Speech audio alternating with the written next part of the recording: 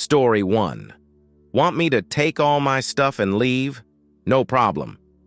Before we dive into tonight's story, make sure to subscribe to the channel and hit that bell button like you're ringing for room service at a 5-star hotel. Trust me, you won't want to miss what we've got cooking. This was a couple of months ago back in May. I had been living in an apartment with 3 other roommates, so 4 of us total, for about 8 months. We are all women in our 20s.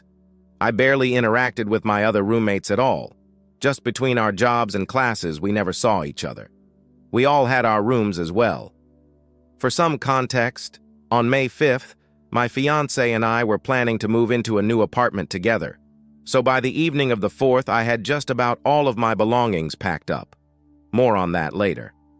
Though I barely interacted with my roommates, I felt like we coexisted well and we never fought or argued about anything, except for some very minor instances with Vicky and Kara. Those 2 were friends, and Vicky was the messiest of the 4 of us living there. She would leave her clothes in the dryer for days, pile dishes in the sink for more than a week before cleaning them, and often forget food in the fridge until it would rot. Maybe 5 times throughout my time living there, I would get a text in our group chat from Kara saying something like, "Hey Op, I talked to the others and they said the dishes in the sink aren't there, so please clean them." This was annoying, but it happened infrequently enough it wasn't awful, and I figured Vicky lied to Kara about messes, since it was just easier to throw me under the bus rather than own up to it herself. On the evening of May 4th, the night before I was planning to move out, Kara sent a very long and scathing text to our group chat. She went on and on about how she is tired of my messes, hates all my stuff strewn about the apartment, and also personally attacked me, calling me disgusting and inconsiderate. Since I was leaving the next day, I didn't see any reason to start a fight, so I just said it was her lucky day and I was moving out the next morning. She replied, "Whatever you say, just take all your stuff and leave." Now, the malicious compliance, as I had mentioned earlier, I had packed most of my belongings already, but technically not everything. The 4 of us all moved into the apartment on about the same date, but I moved in a few days earlier than the others. This means I had bought a lot of the communal items myself. I was planning to leave these out of kindness despite them being worth $400, however. Once I got that text from Kara, I decided I would take all of my stuff and leave. These communal items included all trash cans in the whole apartment, 100, the Wi-Fi router, 150, a large metal shelving rack, probably the one that hurt the most, 150. The shelving rack was likely the most devastating loss for them since they had tons of stuff. For reference, the kitchen had 10 cupboards and 8 drawers, of which I used 2 cupboards and 1 drawer to store my items. The cupboards I used were also the ones above the microwave and the fridge, since I am the tallest and wanted to be considerate.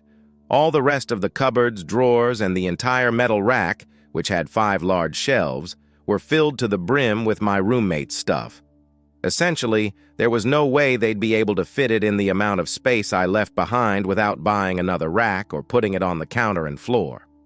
I was careful to keep all their stuff from the rack organized and neat when I removed it, and everything from the rack completely covered the counters, kitchen table, and coffee table in the living room.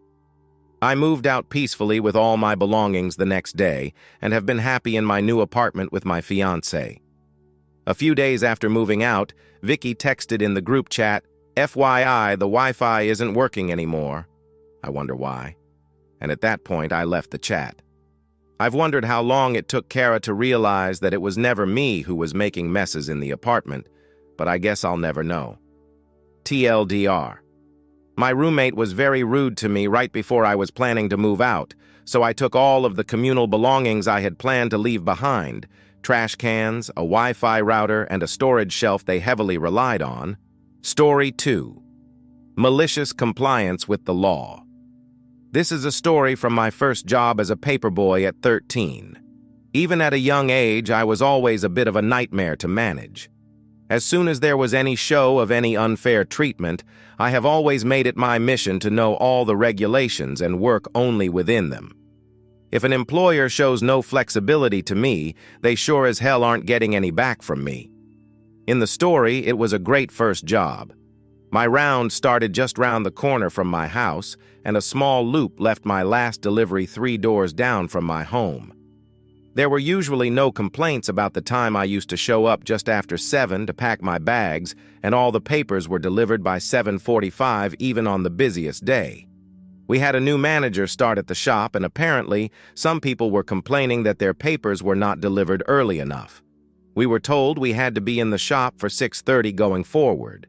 In the UK, there are regulations on when a child is allowed to work, and given this new change and how it was a deterrent to my life, I started to research to see if anything could be done. I found out 2 things. Firstly, minors could not work before 7 a.m., and secondly, you could not deduct money from wages for mistakes, something that was happening regularly every time there was a customer complaint. Armed with this information, I told the manager what he was proposing, and his current way of running the deliveries was illegal, and he needed to come up with a better plan. I am not sure he liked being told this by a 13-year-old, so he fired me immediately. The newsagents in question were a national chain, so I wrote to their head office detailing the situation and what I intended to do next.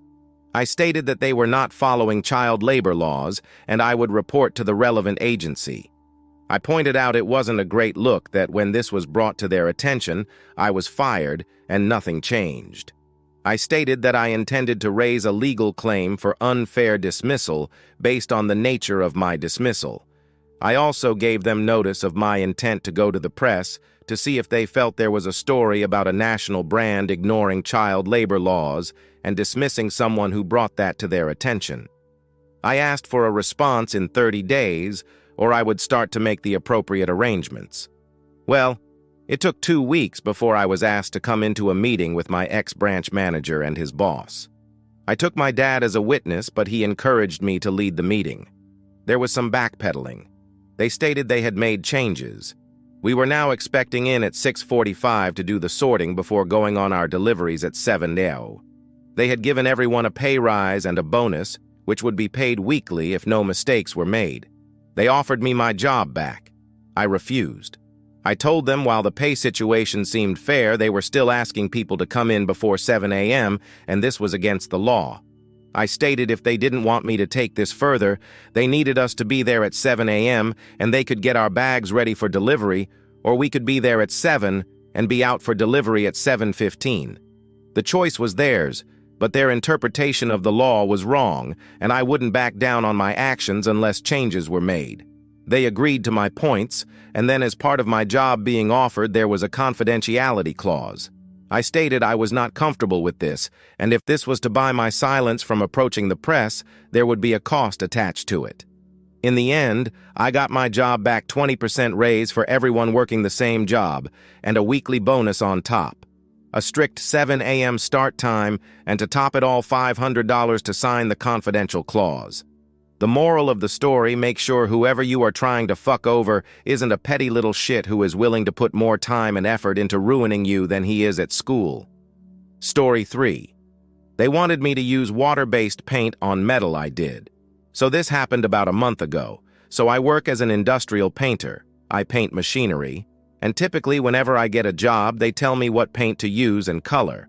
But on this very day, I got an atypical job in which they wanted me to use water-based paint, latex, on a carbon steel job.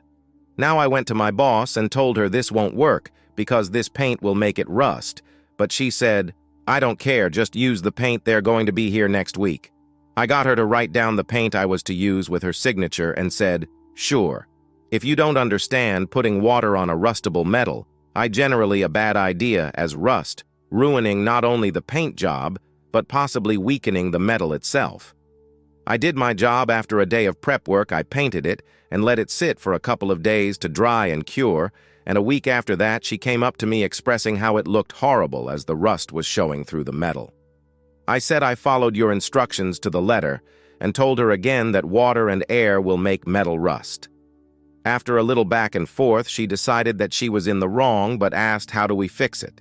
The best option is to blast it, get all the paint off, and use an oil-based paint. It was enamel. She got me the sand I needed, and now she trusts me when I say it's not going to work. It won't work. So that's my story.